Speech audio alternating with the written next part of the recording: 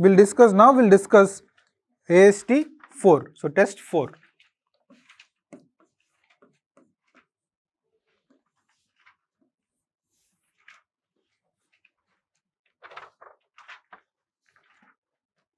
So AST 4 mostly covers which topics?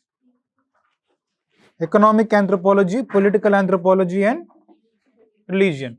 So AST 3 was mostly about family and kinship. AST 4 is mostly about economic, political and religion.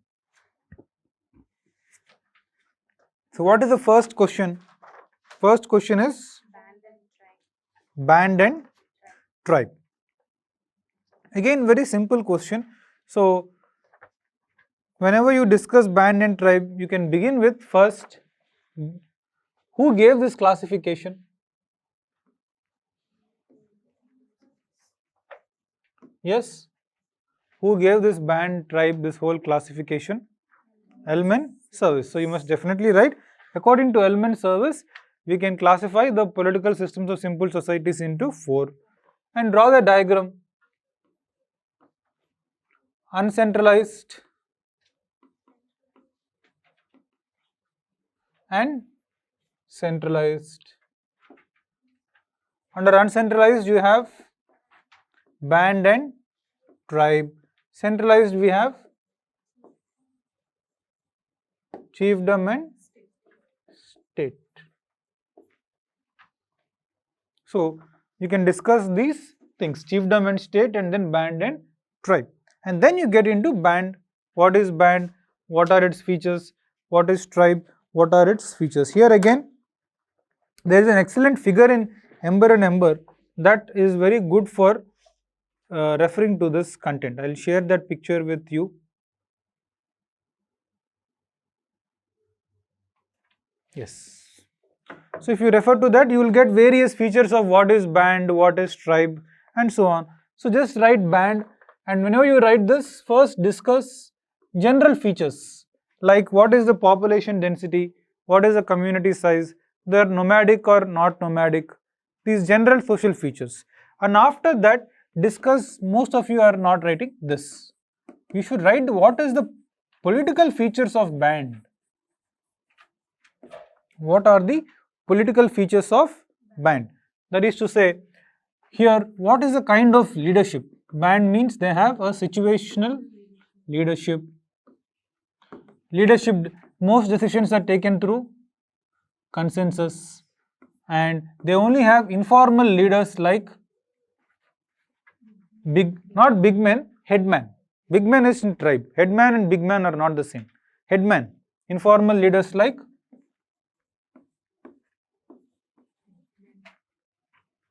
a headman.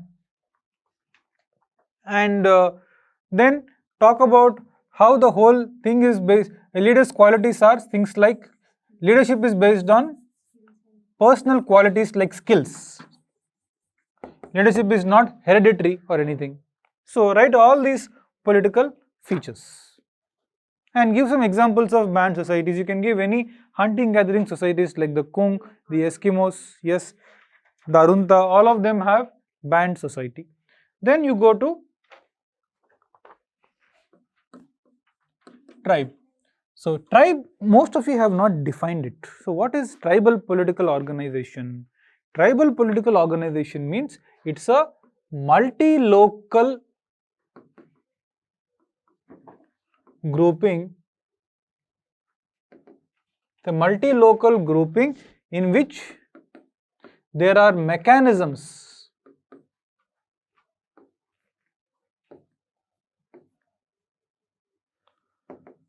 that can potentially integrate, or just call it, it's a grouping, it's a political grouping in which there are mechanisms that can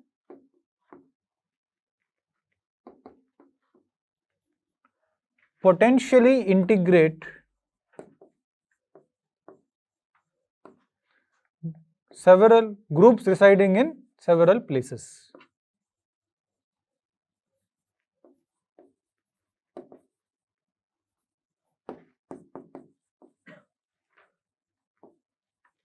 This is tribal system. Clear what is tribal system? Now, and then to this one more thing must be added. You can say that this and then, however, such unity is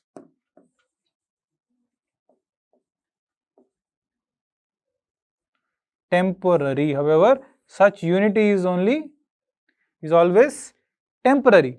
It is not permanent unity, but the unity is temporary. That is, groups unite when there is a threat or a problem, and after the threat or problem has been over, groups again go back to living on their own.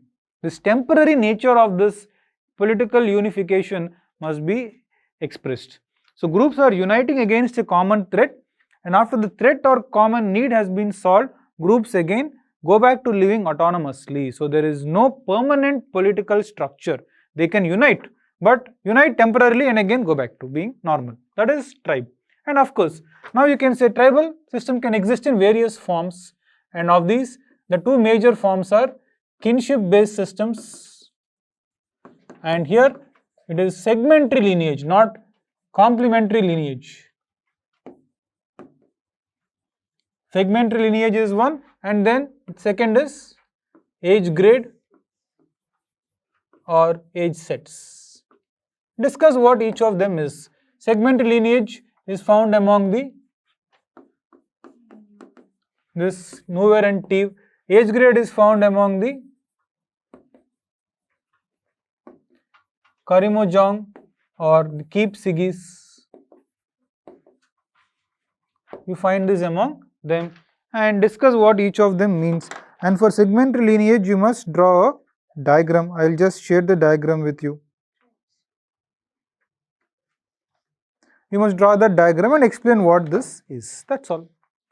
That is band and tribe. Clear how to write band and tribe?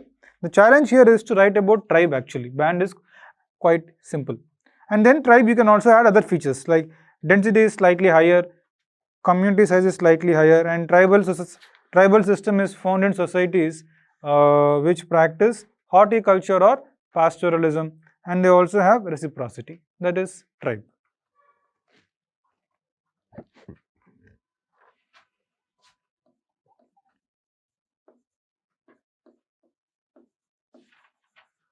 Next, Kula Trade or Kula Trade or Kula Ring. So this is very simple. Just first in this answer there must be some keywords, like this whole thing is a ceremonial exchange, and then it was studied by Malinowski among Trobriand Islanders. So discuss Malinowski's work, and then basic facts: Solua, Muvali, and how they rotate. So one anti-clockwise, the other is clockwise. So anti-clockwise is Muvali, and what is Muvali and what is Solua? Muvali is white shell armbands, Solua is red shell necklaces. How they move across different islands, and then discuss the basic facts, and then how people with Kula objects move from one island to another, and where most of you lost it is functions. So what are the functions of this Kula trade? So Kula trade has multiple functions. One is, of course, it helps with organizing trade. Trade relations are organized across different islands in a friendly manner. Second, Kula also helps in creating friendships cutting across islands. Third, Kula is a way of giving status and prestige in society. Those who hold multiple Kula objects, or those who went on a Kula voyage, get higher status. It is like winning a Olympic medal or winning some World Cup or trophy. So that is what Kula is. So Kula is a way of allocating status in society. Then Kula is also a way of adventure and source of recreation. Next, Kula also acts as heirlooms, And a lot of the Trobriand folklore mythology runs and revolves around the Kula object. So that is the functions. So that's how you can discuss this. For 10 marker, this is quite sufficient. And if time is there, you can discuss that. Within India also, we find Kula like arrangements among the Nilgiri tribes. 4 tribes are engaged in some kind of trade or exchange, that is Kota, the Toda, the Badaga and the Kurumba. All of them are also engaged in some kind of ceremonial exchange of goods and services. You can write that and close. So that is how you can write Kula Trade. Clear? Next is horticulture. Please define horticulture properly first. Define it first properly. What is horticulture? Horticulture is cultivation with simple tools and technology. It is simple agriculture. It is not growing fruits and vegetables. That is economy. So what is horticulture? Horticulture is cultivation using simple tools and technology without any irrigation, no fertilizer and no plowshare. That is horticulture. And 2 types. Horticulture is of 2 types. One is growing shifting cultivation, another is growing long duration crops. And then describe the features of horticulture. I just shared with you one picture. There you have different features of it. That is, horticulture societies have low population density, small community sizes. They follow reciprocity. There is seasonal nomadic nature from one place to another. And since horticulture is not sufficient, they support themselves with other things, like they also occasionally go for fishing and some kind of gathering and hunting. And in these societies, there is not much of inequality, not much of specialization, and no kind of political officials. And horticulture societies tend to have tribal kind of political systems. Give examples. Yanomamo of Brazil. In India, you have Baigas, tribes, Nagas, Khasis. They are all Kon people. They are all Koyas, Kondareddis. They are all horticultural societies. And then discuss present status of horticulture. Presently, horticulture is becoming difficult because of environmental concerns, increasing population pressure and deforestation. So hence, shifting cultivation is now becoming difficult to practice across the world because of deforestation and increasing population pressure.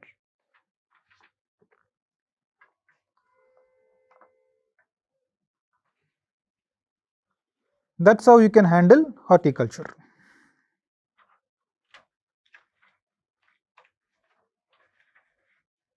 Clear?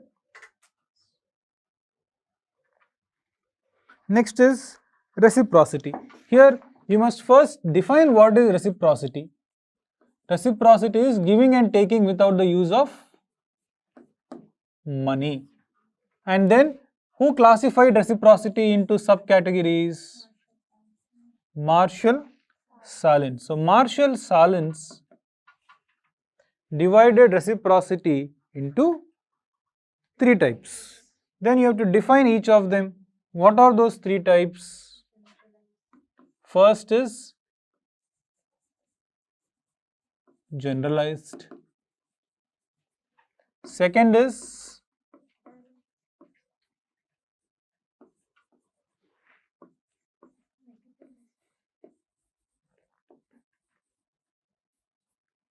third is negative reciprocity. Balanced, generalized and negative reciprocity. Explain what each of them is. Generalized reciprocity means giving and taking and without any expectation, and here neither the time of repayment nor the quantum of measurement is specified. Examples of this. What are the examples of generalized reciprocity? Meat sharing among the Kung, or parents and children. Giving and taking between parents and children is also generalized reciprocity. Then talk about balanced reciprocity. What is balanced reciprocity? This is giving and taking, but here the amount of the value of the goods and the time of repayment is also specified. Balanced reciprocity can be of two types: commodity exchange and gift exchange. Not ceremonial, gift exchange and commodity exchange. And what are the examples of balanced reciprocity? The famous example is Kula Trade is an example of balanced reciprocity. Then we have negative reciprocity. This is where one person is trying to take advantage of the other. That is called as negative reciprocity. What are the examples of negative reciprocity? Things like thefts, raids, or even trying to drive a very hard bargain. These are all examples of negative reciprocity, where you are always trying to take advantage of another person in the transaction. That is negative reciprocity. And then don't stop here. Then Marshall Salins also connected kinship and reciprocity. He says that you can draw a diagram like this and show. He says generalized reciprocity is for close kin. Balanced reciprocity is for distant kin. And negative reciprocity is seen with strangers or outsiders. So this is generalized, this is balanced, and this is negative reciprocity. So the kind of reciprocity we practice is also subjected to, the kind of reciprocity we have is also subject of the kinship distance that we may have with others. Clear? That's how you can handle this particular question. Any doubts? Right. Next, animism, animatism. This is very simple. I'll quickly run you through it. Just define what is animism. And in case of animism, talk about E.B. Tylor. Animism is belief in spirits. And give Tylor's scheme. That is what Tylor has told. Animism is the earliest religion. And then what is animatism? Animatism is belief in personal forces. R.R. Marett says that animatism is the earliest religion. And then tell how both are different. Animism is not the same as animatism. What is the fundamental difference? Yes. In animatism, the impersonal force, the belief in a force is impersonal. The force is like an it. Like mana, give example, mana or bonga. These are examples of animatism. But in animism, the spirit is conceived, the spirit is perceived to appear and look like a person. So in case of animism, it is a person. The spirit is given a human form. But in animatism, there is no such human form given to the force. That is the fundamental difference, and that's it. Clear? Then I'll also discuss 10th question first, because 10th question is very related to reciprocity. Principles governing production, distribution and exchange in simple societies. So some of you, the question is, this is a previous year question too. So it can be misleading in the sense that some of you thought you have to write about production also. But though the word production is used, it is not really necessary. So if needed, you can just briefly talk about horticulture, hunting, gathering, horticulture, pastoral agriculture, but even that is not needed. The focus is on distribution, exchange system. So the question you have to discuss again these three systems. First, talk about Carl Polanyi, and where do you find his ideas? We find his ideas in this famous book,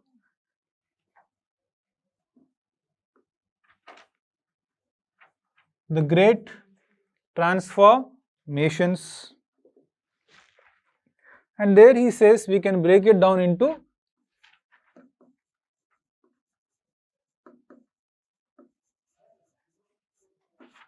reciprocity,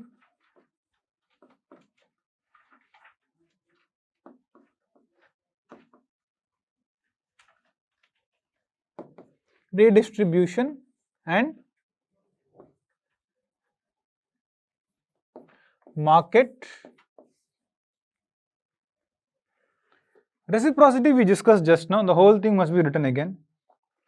Redistribution, now discuss what is redistribution, and here two examples must come. What are the two examples for redistribution that we know? Pig feasts and potlatch. So what is the purpose of potlatch? Potlatch is like a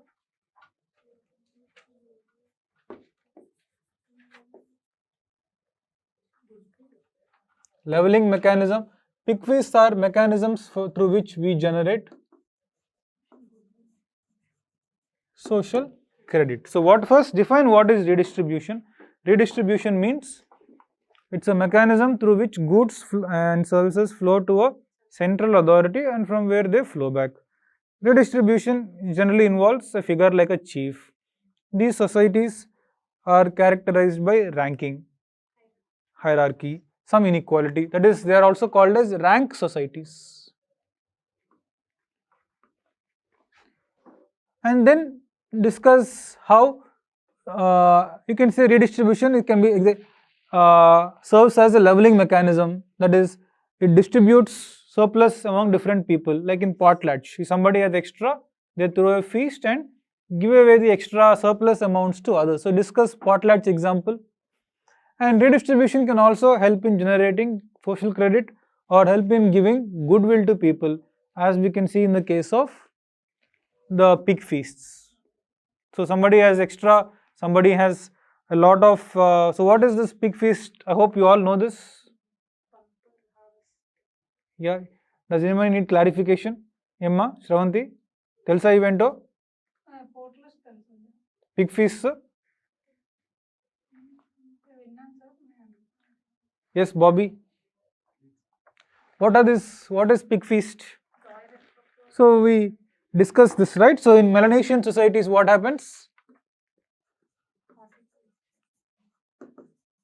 So in some Melanesian societies, when they have, let's say the islands are not very productive. Islands are not productive and they have fluctuations in yield. They have fluctuations in yield. So what do? When they have fluctuations in yield and some years they have series of bumper harvests. So when they have fluctuations in yield, when they have in years of surplus, what do? In some years they have surplus production. Some years they have deficit. So in years of surplus production, they raise pigs. So this year they had more harvest. They can't store it because they don't have cold storage and anything. They can't store the produce. So what do? They feed the extra crop to pigs, and pigs are eating the crop and growing in number.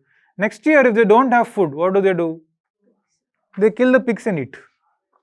Isn't it? This year I have more crop than what I need.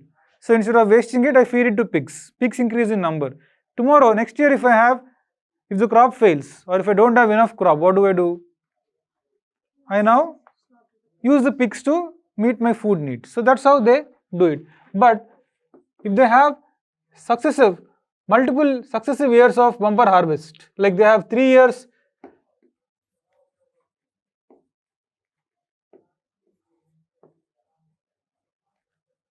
and each year they have more food than what they need, and they keep feeding into pigs. Now pig population number becomes very high. Pig number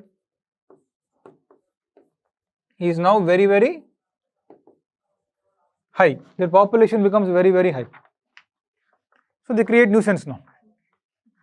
They run into neighbors' fields, they destroy things, people are fighting over these pigs, can also create diseases and all of this. So the whole thing is now unmanageable. So what do?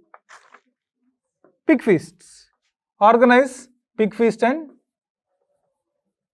invite neighbors.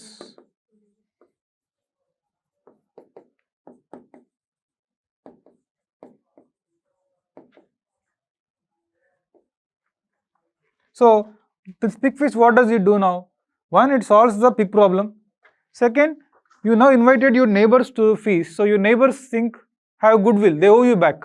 So someone in the future, if you don't have food and if they have extra pigs, they will organize pig feast and call you.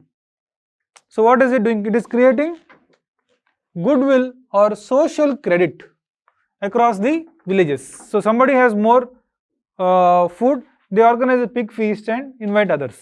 So that is the importance of pig feast. So talk about pig feast and then discuss market exchange.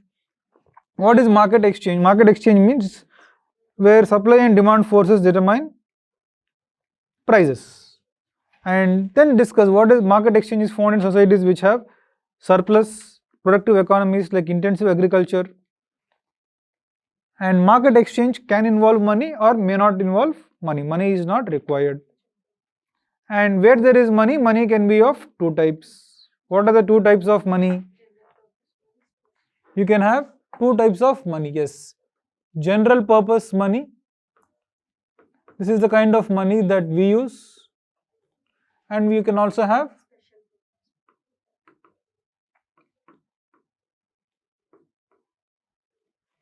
special purpose money. Special purpose money means shell money or trading blankets for some goods. So with general purpose money you can buy anything you want. With special purpose money you can only buy limited amount of goods. That's all. And conclude by saying that today across the world market exchange is becoming more popular and famous, and reciprocity and redistribution are becoming very, very limited. Reciprocity is being confined to family. Redistribution is being practiced in the form of taxation. And market exchange has become the way in which most goods and services are distributed. That's all. Clear? That is 10.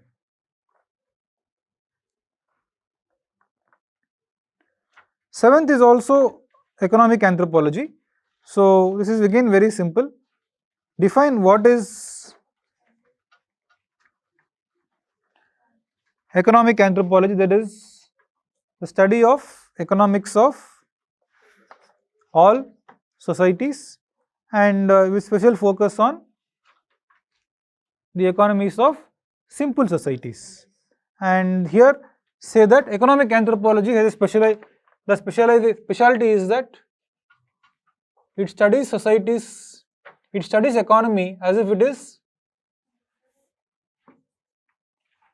embedded in culture. It studies economy as if it is embedded in culture. Economy is seen to be embedded in culture. That is what economic anthropology does.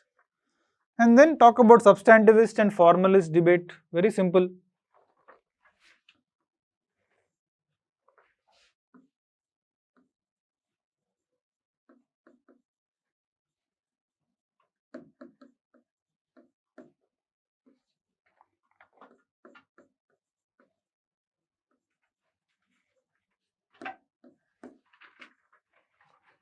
Under substantivist debate, talk about who are the people who will discuss first. Karl Polanyi, then Malinowski,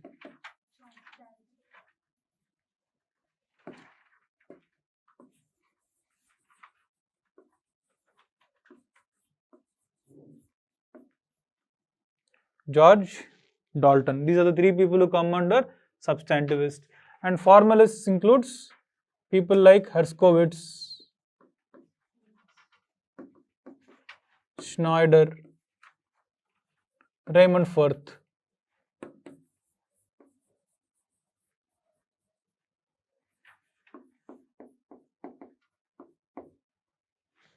All these people come under formalists. So discuss them and discuss the ideas. Formalists believe that, substantivists believe that neoclassical economic models. So the whole debate is about whether neoclassical economic models are applicable to simple societies or not. So it is about whether neoclassical economic models are applicable to simple societies or not. That is the whole point of contention here. Substantivists believe they are not applicable, formalists believe they are applicable. And substantivists say that there are 4 assumptions behind these neoclassical economic models. What are they? Man is selfish. He has unlimited wants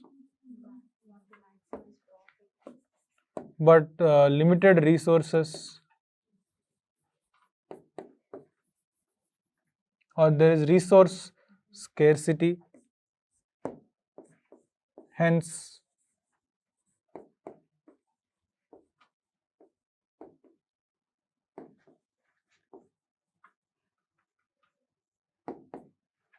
profit maximization. So neoclassical economic models say, man, they make these assumptions, and then we are saying that these assumptions may not hold true for simple societies. That is the point substantivists make. Whereas neoclassical people say, no, everywhere it is the same thing. They say that formalists are saying that replace profit with utility. So formalists say replace profit maximization with utility maximization, the whole problem is solved. So that is the whole debate, right? Next, 6th question. Discuss different approaches to study religion in anthropology. So very simple. Talk about evolution. Primarily, students wrote different things, but I'll say what is especially required. Evolutionary approach, psychological approach, and functional approach. These are the basic things. Under evolutionary approach, especially you must discuss in detail what E.B. Taylor said. After E.B. Taylor, R.R. Marett, Max Muller, Comte, Durkheim, and also discuss what is the limitation of evolutionary approach. That nobody wrote. What is the limitation of evolutionary approach? Is that it is trying to trace the origins of something like religion, which cannot be really done because there is no evidence. There is no material evidence which will help us identify the origins of religion. So, evolutionary approach does not take us forward. Then, psychological approach, discuss the idea of Sigmund Freud and other neo-Freudians. That is the whole issue of reversion to childhood feelings. And then also finally discuss functional approach. Under functional approach, you have to discuss first and foremost Durkheim's ideas. You must discuss clearly. Sacred, profane. He says religion is worship of society.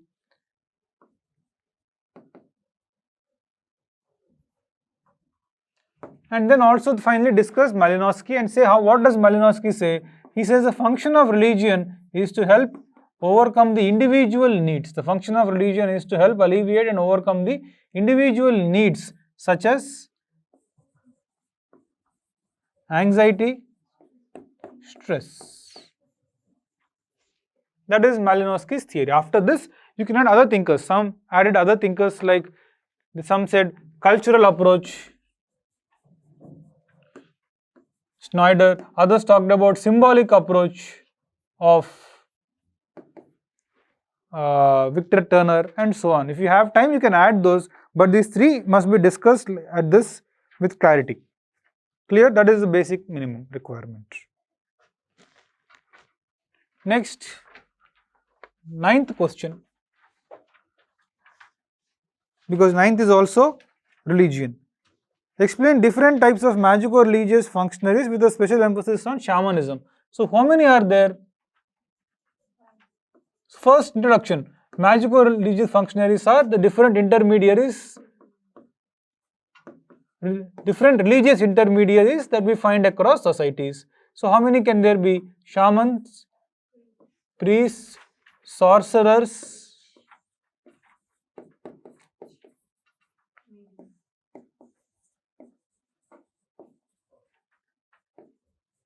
medium. These are the 5 possible mechanisms. Here we said special emphasis on shaman. So discuss shaman in great length. So who is shaman? Part-time practitioner, also acts as medicine man. He has high status in society. What are the methods that he uses? Trances. He uses trances, and to induce trances he may use various things like drugs, or he may go into excite himself physically. And then shamans are also having non-religious functions, that is, they are local authorities on local geography, local history. Indeed, they have good understanding of the biological world, and sometimes shamans can also take up political functions. So discuss all this and give examples of shamans in India. For example,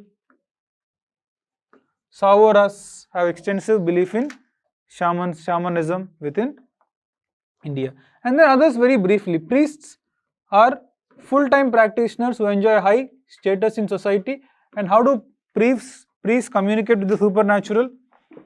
They use religious texts or repeated chantings, or they recite certain words. Through that they try to invoke the supernatural. That is how priests say. And priests enjoy high status. They are also close, they are sometimes political figures themselves, or they are also close to political figures. So that is priest. Then differentiate between sorcerer and witch. Sorcerers are those who are supposed to have done magic and we can find evidence. Witch is those who are supposed to have done magic but we can't find any evidence. So here you can't find any physical evidence for people actually engaging in witchcraft. So there is no physical evidence to show that witchcraft actually happened. Whereas in case of sorcery, we can show that there is physical material evidence. Mediums are part-time practitioners, young women who enter into a state of trance to communicate with the supernatural. That's it. And then also discuss the kind of societies in which we find each of them. Shamans are found in very simple societies with hunting, gathering or horticultural way of economies. Priests are found in complex societies with intensive agriculture, political officials, with inequalities. There you find priests. At least this much you can write. So which kind of societies have shamans and which kind of societies have priests? Clear? That is 9th. Then lastly, social control in simple societies. First, define social control. What is social control? It's a cultural means of ensuring compliance to norms. What is social control? It's a yes, cultural means. So the idea should, the keyword should be cultural means. It is cultural means which encourages conformity to the norms and values of a given society. That is what we mean by social control. And then social control, there you can discuss theories of social control if you have time, if you have space. So there are different theories of social control. One is by Durkheim, another is by Malinowski. So Durkheim proposes that social control is in simple societies. He says in simple societies and complex societies things are different. In simple societies, he says, there is mechanical solidarity,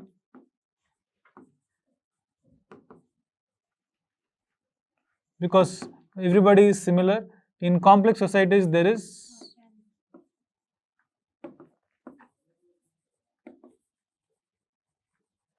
organic solidarity, and because of this, laws here are restitutive and laws here are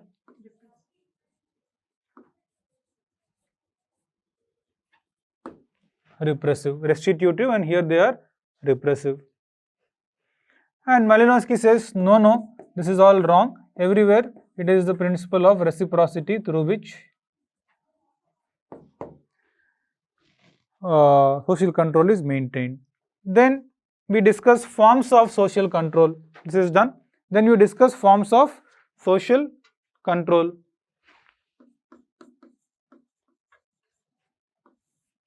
What are the different forms of social control? One is internalized mechanisms.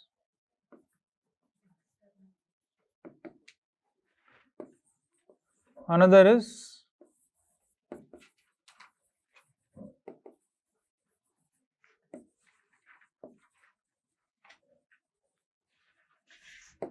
these are like emotional responses like guilt, shame, whereas these are in the form of sanctions. Then discuss types of sanctions. Sanctions can be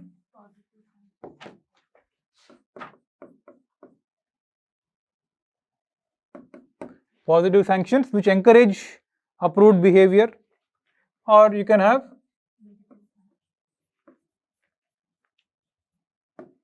negative sanctions which discourage negative behavior, which discourage disapproved behavior. We can further classify these into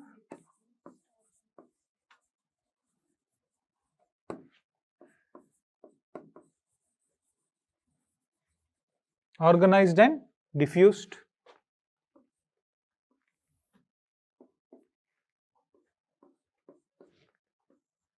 This also into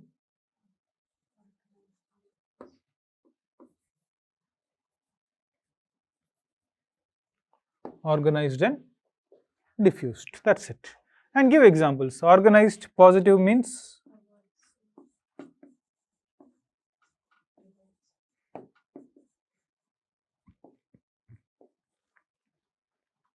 diffused positive means praise. Organized negative means things like excommunication, ostracization.